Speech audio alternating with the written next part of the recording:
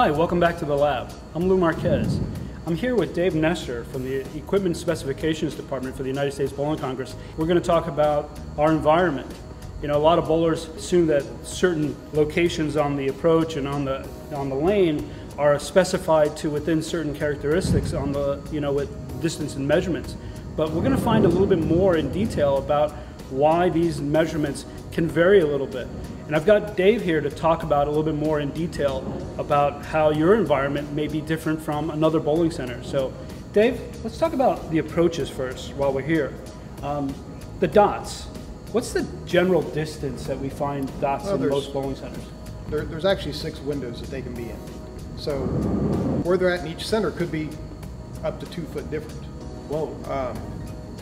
Most centers have a 15-foot approach, so the first set of dots as you step up on the approach is somewhere around the 12 to 14-foot range. The problem with that is that whenever you're set up and your normal approach could be longer in some places or shorter in others.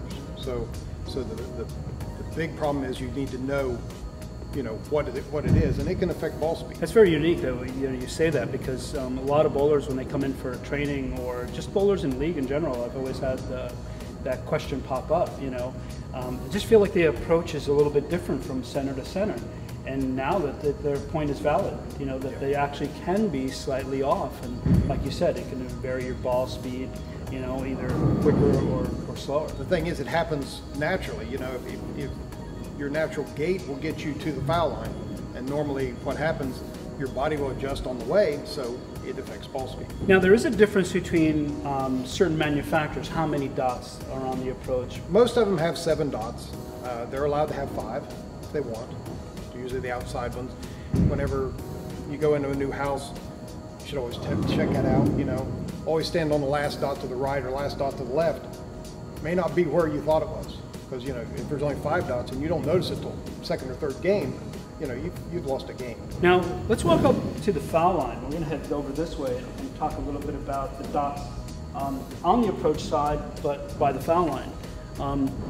Are they going to be pretty much consistent? They're normally, yes. They only have a very small window. They have I believe it's 2 to 6 inches. They have to have the dots in. So that part's going to be really, really similar wherever you go. And normally all 7 dots are there.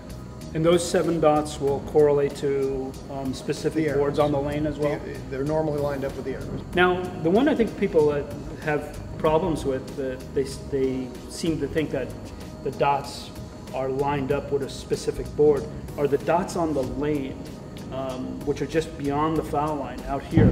Can you tell me a little bit more about these dots out here, and what's the distance of this? These are normally 7 to 8 feet down the lane. Very consistently, that we have a window where they have to be. They are not on the arrow boards, not all of them.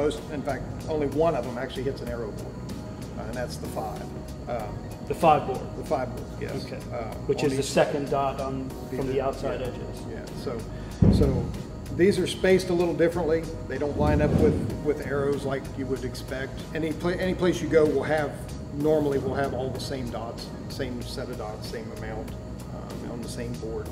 Now, was the idea behind these dots used as a way of adjusting alignment for targeting purposes? Sure. I mean, it's closer to you, so you need things a little closer together.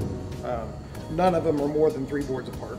The idea is that it's closer to you. A little finer adjustment here makes a bigger difference down there. Now we get to the arrows, and we've got these little diamond-shaped range finders, or target arrows.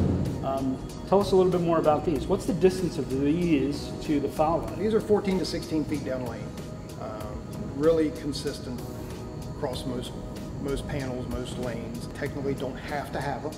All do, or at least most of them do, unless you've been to the Peterson in Chicago. Yes. And they cover them up. Pretty important part of targeting. You've got something to reference by no matter where you go. They're on every 5 boards, a little farther apart, a little farther down lane, a little harder to see the gaps between them. It's getting farther away from you, so it's not as, they don't have to be as tight together. These range finders down lane? Yeah. They don't have to have the range finders down lane. Some synthetic lanes don't have them. Of course, wood lanes, pretty much no wood lane actually has a set pattern down lane. Back in the days when there was only wood lanes, a lot of times we would target down lane, we'd look for a dark board down lane. So same thing, that's kind of where this all come from, was the fact that synthetic lanes, once you get this far from the foul line, it's really hard to see. You know, it's hard to pick out an actual board. It's a lot easier to see these dark marks down lane. And these dark marks down here are kind of unique. They're obviously a certain size, and to the bowler at the foul line, they kind of look small. Sure. But now where we're standing on them, they're quite big, actually. Yeah. Your perspective is a lot different once you're on top of them. Yeah. If they were short like the arrows, they'd be just dots from the foul line. You know, it'd be really harder to see. Yes. Harder to. Now, is there certain rules as to where these reside down the lane? The first set's 34 to 37 feet. 3 feet in length. 3 feet in length. Both of them are 3 feet in length. And the back set's 40 to 43 feet. So it's really advantageous to if you're watching your ball reaction, you know, bowlers will kind of get an idea of where that distance of that break point shape starts, and then they move back to the pocket. They can use these as a point of reference. Right. Now, I know we can't see them too good, but the lane surface itself, or the lane panels, or the lane environment on the wood environment, ends at that 60-foot marker, or am I correct in that? Or actually, it ends before that. Before the head pin is actually at 60 feet. Pin deck starts early of that, depending on who made the panels, who made the synthetic pin decks, if they are synthetic, if they're wood pin decks. Some wood pin decks are actually just part of the lane. It's actually just more boards straight on through. We're down to the end, and we're going to talk about pins here for a second. And we've got our array of pins on the pin deck, but they look kind of close, especially from the foul line to a bowler. That kind of look really tight and, you know, and really close together. But obviously they're not. The pin spots are actually 12 inches apart. It's 12 inches from center to center of every pin on the pin deck. So what you're looking at from this direction, from straight up lane, you'll have a pin in the middle, you have one on each side, so on all the way out. So every 6 inches there's a center of a pin. The reason they look so close, pin diameters are almost 5 inches in diameter. So you've got that distance there from center of the pin to the next pin. So everything looks really close. There's only just a couple inches difference between what you're seeing through there. There's still 12 inches between them all. But from the angle that we look at them, which is kind of a strange angle, really, when you think about it, being a triangle, you'd think you'd look down the lines or something like that. It's like driving down the road and looking down cornrows. You know, you see the lines. If you get far enough over, you can see down those.